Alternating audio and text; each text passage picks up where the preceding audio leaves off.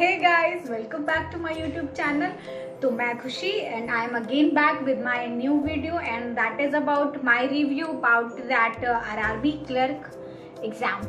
तो जी हाँ, मेरा एग्ज़ाम था 12 अगस्त को, यानी 12 अगस्त को मेरा एग्ज़ाम था और शिफ्ट जो थी मेरी वो 3:30 बजे की थी। आई डोंट नो कितने बजे एग्ज़ाम शुरू हुआ क्योंकि वहाँ तो मुझे घड़ी मिलती नहीं है, बट आई गेस कि ज़्यादा से ज़्यादा मुझे लगता है कि 3:30 बजे मेरा एग्ज़ाम शुरू हो गया होगा क्योंकि मैं 5 बजे तक अपने सेंटर से बाहर थी। तो आई होप सो कि 4:30 बजे मेरा एग्ज़ाम ख़त्म हो गया, जो भी हो खैर कोई बात नहीं। लेकिन मेरा थर्ड शिफ्ट में था और guys I want to tell you कि मेरा एग्ज़ाम जो है वो पिछले वाले आरआरबीपीओ के मुकाबले बहुत ही बेहतर गया एंड आई एम ग्लैड कि मेरा एग्ज़ाम अच्छा गया, but still there is a possibility कि आपका जो मार्क्स है, आपका जो स्कोर है वो थोड़ा सा कम हो जाए क्योंकि पिछली बार जैसा आपको पता है 76.5 कट ऑफ गया था।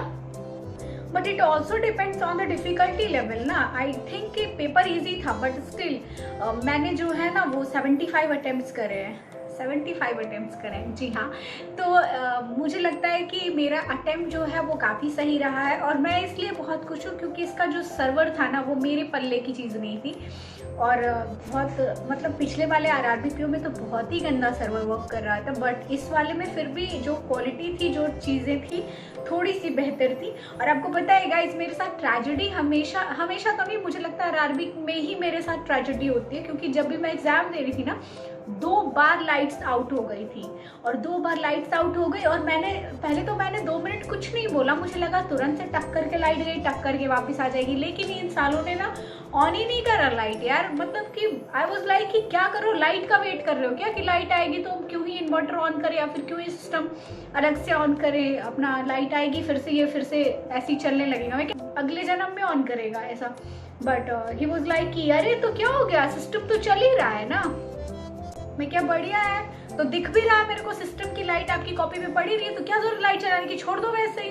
लेकिन यार आपको पता है कि झगड़ा तो अपन कर नहीं सकते थे क्योंकि अपने पास एग्जाम के लिए सिर्फ 1 ही घंटे थे, बट थोड़ा सा दिमाग घूम गया तो थोड़ा सा उल्टा सीधा मैंने बोल दिया, बट फिर भी कोई नहीं। ओवरऑल फिर भी मैं कहूँगी कि मेरा एग्जाम अच्छा गया। जो ट्रेजेडी होती है वो तो मैटर लास्ट में करती नहीं है, मैटर तो ये करता है कि आपने स्कोर कितना करा, आप कितने हिसाब से कैसे एग्ज़ाम दिए, वो सब कुछ ज़्यादा इम्पॉर्टेंट है। तो गाइज मैंने ओवरऑल अगर अब मैं आपको बताऊँ तो मैंने रीजनिंग में 40 अटैम्प्ट करे हैं एंड क्वांट में 35 ही अटैम्प्ट कर पाई मैं। और बहुत ही सिली मिस्टेक एक करी थी गाइज, वो ये थी कि जो मेरा सिंप्लीफिकेशन वाला सेक्शन था ना, जो 5 क्वेश्चन के सेक्शन थे उसमें ना थोड़ा सा मुझे लगा कि क्लर्क के लेवल से आप क्वेश्चंस थे सिंप्लीफिकेशन के, बट स्टिल ऐसा तो सिंप्लीफिकेशन टफ होता नहीं है। तो मुझे लगता है कि जो थोड़ा सा सिंप्लीफिकेशन में मैंने एक गड़बड़ कर दी कि मैंने बाय मिस्टेक जो है वो 160 को 140 लिख दिया एंड बंटाधार हो गया उस क्वेश्चन का, और बाकी मैंने रॉन्ग आंसर सीरीज को छोड़ दिया था क्योंकि मुझे लगा कि रॉन्ग आंसर सीरीज के पीछे अगर मैं चली गई तो मेरा टाइम वेस्ट हो जाएगा और उतने टाइम में मैं कुछ क्वेश्चंस अटेम्प्ट कर दूंगी।